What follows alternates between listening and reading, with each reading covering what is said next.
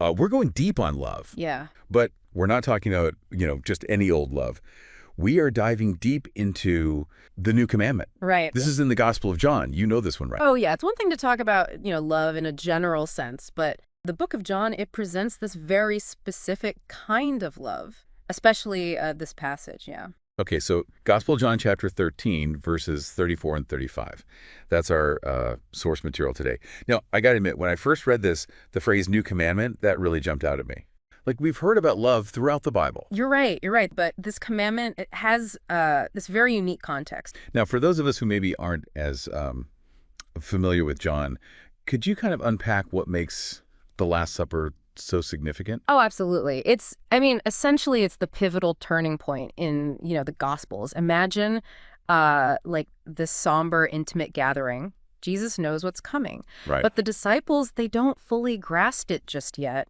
It's heavy with symbolism of sacrifice. And of course, it establishes the ceremony of communion that a lot of Christians practice today. Right. But even more broadly, I think it really underscores that this new commandment, it's being delivered at a moment of ultimate love and selflessness. Okay, wow. Yeah, that really adds like a whole other layer to it, to think about it that way. So what exactly does this new commandment, what does it tell us to do?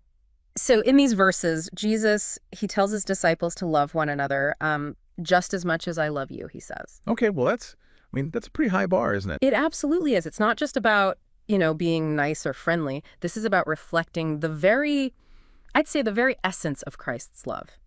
And that is a love that's deeply sacrificial, limitless in its reach. And this is the challenging part. It extends even to those who we might consider enemies. Yeah, and that makes me think about, I don't know, just in my own life, a time when I had a major disagreement with a colleague. It was very, very difficult.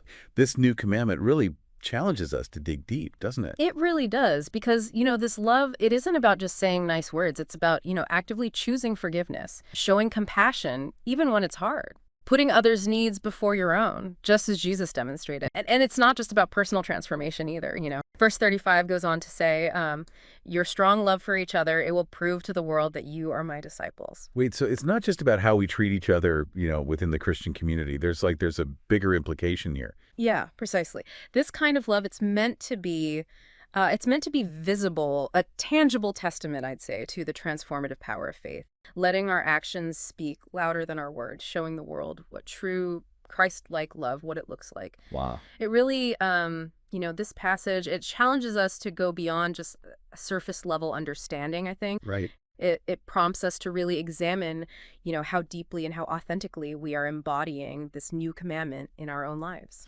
It's a powerful reminder that sometimes the most profound messages are kind of hidden in plain sight. Right.